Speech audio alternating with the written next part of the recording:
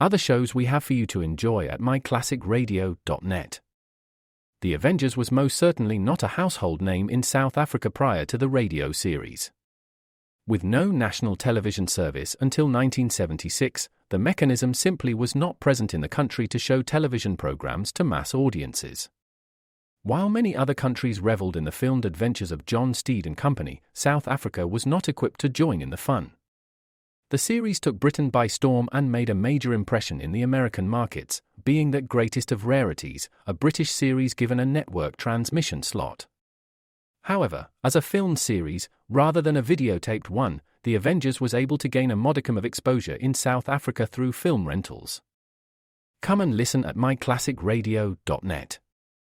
Other shows we have for you to enjoy at myclassicradio.net. 21 Precinct was a police drama broadcast on CBS from July 7, 1953, to July 26, 1956. It initially served as a summer replacement for My Friend Irma. The show was produced in cooperation with the Patrolmen's Benevolent Association of City of New York and adaptations from True Criminal in New York. The Policeman's Point of View. Historically, the 21st Precinct had been located near Gramercy Park, Manhattan. In 1929, the department reorganized the precinct numbering, and 21st designation was discontinued. No such precinct existed during the run, nor does a 21st precinct exist. However, the fictional precinct's territory closely corresponds to that of the Upper Side's 23rd precinct since 192. Come and listen at myclassicradio.net.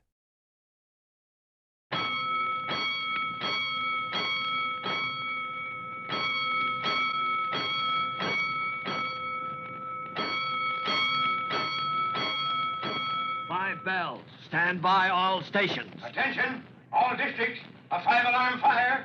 5 bells. Move in immediately. That's it. Let's roll. Let's go. Firefighters.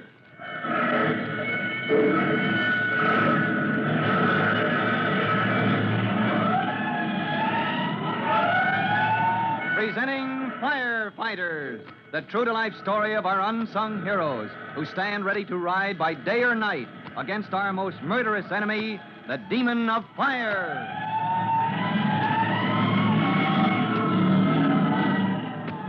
In just a minute, we'll visit Chief Cody in his office at Fire Department headquarters, where he has just asked an important question of Jimmy and Trudy, brother and sister of Tim Collins, the young fireman.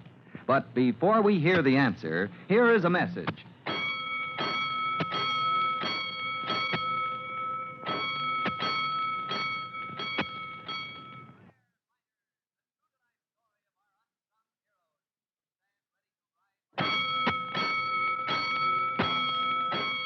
Let's go, firefighters.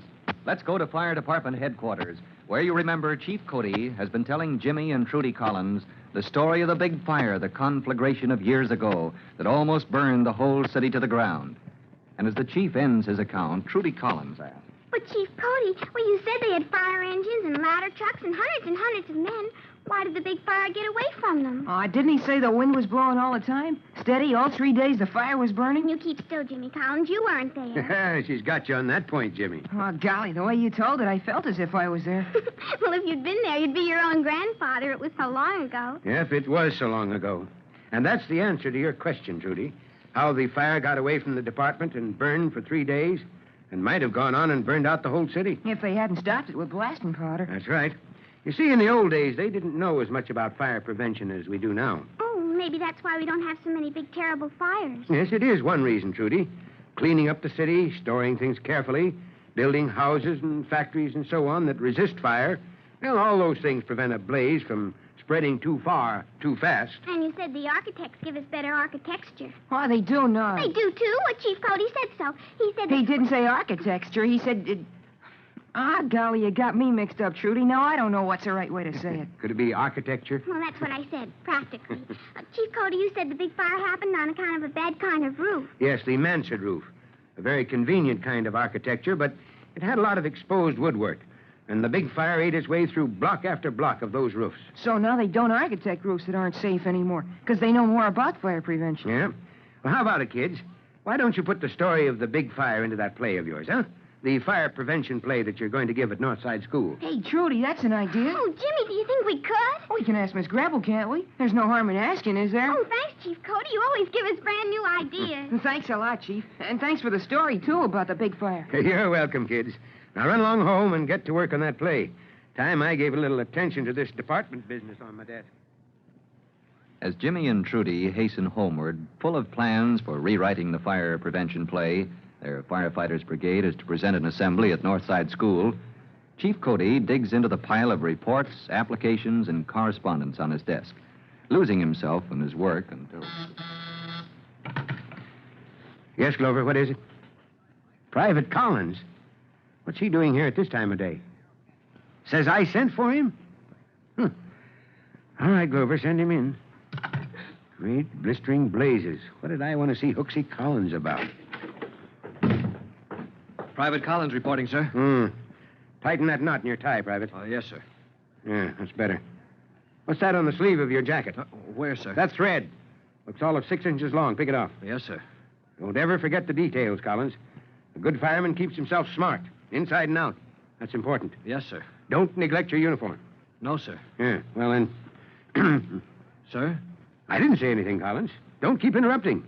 No, sir. Well then, Collins, I hope you know why you're here in my office. Well, yes, sir. You sent for me, Chief Cody. Oh, I did. Yeah. And naturally, you know why I sent for you. Well, no, sir, I don't. Oh, you don't, do you? Well, no, sir, but may I ask a question, sir? Well, you may. Now, don't get mad now, Chief, but do you know why you sent for me, sir? Private Collins, that's... You young whippersnapper, you caught the old man off guard. I hope you knew what I wanted, and maybe I could worm it out of you. Oh, don't let it bother you, Chief. None of the boys can figure out how you keep track of everything as much as you do. I'm getting old, Collins. It's working 48 hours a day, slowing me down. I'm losing my memory. No, not you, Chief. Well, this time I'll have to ask Glover what I... Your clerk, Chief? Yeah. Well, Glover said when I was coming in he has the reports from promotional school when you want them. That's it. That's what I wanted to see you about, Collins. Your record at promotional school. Oh, I had the usual notice through the mail, sir. Yes, the notice that you completed the course to the satisfaction of your instructors. Yes, sir. But your actual rating, Collins, your rank in the class you train with, that's what decides how soon you're eligible for promotion. Oh, yes, sir, but they don't tell us how we made out, Chief. No, that's confidential. But I can tell you this much. You finished among the first 3, Collins. Oh, good grief. Yes, sir, a mighty fine score, boy. And I tell you this because I've got a problem on my hands. Now, 2 of your group, you 3 who finished at the top of the list, are going to be promoted. Oh, then the problem is which 2 of us 3 jumped from private to lieutenant? That's it, Collins. We have 2 openings for new officers. Yes, sir. Well, whatever you decide, Chief, I know we'll all be satisfied, even though I don't know who the other 2 men are. They're good men, both of them. It's a tough choice, Collins. You see, we need officers for one of the ladder companies and for an engine company, too. And, well, any of you 3 would fill the bill exactly for either post. Oh, Chief Cody, Yes, Collins? Chief, a long time ago, when I first got my appointment to the department... Not so long ago, boy, when you're as old as I am. I can remember when your own dad got his appointment, and, well, to me, it's just like yesterday. Oh, I was thinking about my father, sir. When I got my appointment, you gave me a choice. Do you remember, Chief? Yes, you said you wanted as much firefighting experience as you could get, all through the department. Yes, sir. Wanted to follow in your dad's footsteps. Yes, sir. And since then, I've served with old 3-1s, the ladder company Dad started in. I've served with Engine 209. Yeah, I think I see what you're getting at. Yes, sir. Chief, I worked hard at promotional school, but... Well, I'm glad I'm eligible for one of those lieutenancies, but... But maybe you'd rather have a transfer instead. Could I, Chief? To what division, Collins? Oh, well, I don't know yet, sir. Good grief, this came so fast. I just haven't thought. Well, go home and think it over then. Yes, sir. I'd like to talk it over with Mom. A good idea, Collins. Your mother knows as much about the department as any man on the force. Dad used to call Mom his deputy when he was chief. She'd have made a good one if she didn't have all you young Collinses to raise. Well, go talk to her, son. Make up your mind, and when you're ready, we'll discuss that transfer. Meanwhile, at the Collins home, Trudy and Jimmy are deep in preparation for their fire prevention play. Jimmy is complaining. Ah, gee. What are we going to do about Miss Gravel, Trudy?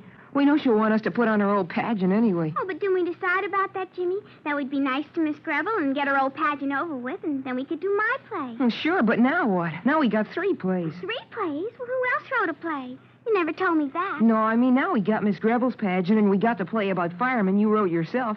And now we've got to write another one about the big fire Chief Cody told us about. Well, I know. Let's make them all into one play. Gosh, that would take all day and all night. Oh, my goodness, Jimmy, don't you know anything about plays at all? I know plenty about plays. I guess I heard plenty of plays on the radio. More than you, even, because I'm 2 years older. Oh, don't be silly. Those 2 years before I got here, you were only a baby. Bet you never listened to the radio or anything else. So you haven't either heard more plays than me. And if you knew anything at all, you'd know how they do. They say, meanwhile, and then they tell you what's happening somewhere else. Oh, I get it. Say, supposing we're acting out your fireman's play, the announcer says something like, meanwhile, the spirit of fire prevention is over somewhere else defending our citizens, and all the other stuff, just like Miss Grebel wrote it out, Well, that's right, Jimmy. Maybe while we're acting out my play, the announcer says, meanwhile, outside the big fire is raging and ravaging and eating up everything with its octopus tongue. And What kind of a tongue is that? the big fire has 8 tongues, like an octopus. Gee, you sure, Trudy? Well, come on, we'll look it up and start writing. Oh, no, it's too soon before supper. I'm too hungry to write. Well, let's rehearse instead. Let's do the big fight part. And yes, if we're going to act out my play I wrote on the stage and have the announcer meanwhile all the rest. Come on, Trudy. I'll be the fireman, and you'll be the arsonist. The one that starts the fire. Well, I haven't written out all the speeches yet. Who cares? We can make 'em up. You know, just like a fight on the radio. All right, but don't knock anything over like the last time. Now, you catch me sneaking away from the burning building, Jimmy. Halt! Stop or I shoot. Don't stir a step or I'll let you have it. Well, now... Stop! You can't get away with it. Hey, hey, everybody, I'm home. Stop it, I said. You can't get away Good with it. grief, what's going on in there? No. Hey, Trudy! Jimmy! No, you don't. Yes, I do. Take that. No, you don't. You arsoneer. Ouch. Don't hit so Hey, what goes on? I'll beat your ears down. No, you don't. Now break it up, cut it out. Cut it out. What's got into you? Go up there. The lamp. Oh, Jimmy knocked over the lamp again. Oh, golly. It's all right, though. It didn't break anymore. What's the matter here? Jimmy, Trudy, I'm ashamed of you two. Oh, hello, Tim.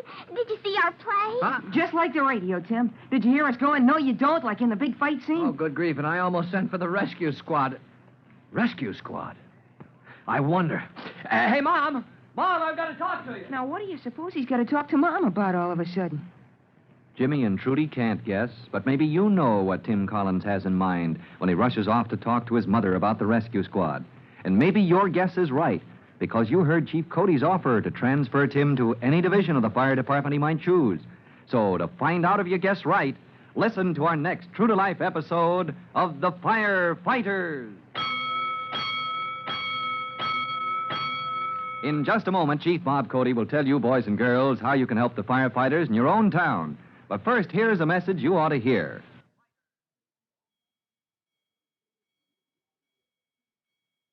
And now, Chief Bob Cody with a special notice for the Firefighters Brigade. Chief Cody. Hello, boys and girls. This is Chief Cody with another word about those handy little fire extinguishers. One of the most common is the little carbon tetrachloride extinguisher. And best of all, this vaporizing liquid extinguisher can be used on any kind of fire. Now, that's worth remembering for home protection. So long for now. Fire Chief Cody and the young rookie fireman Tim Collins will be back on the same station the next time you hear... That's it. Let's go!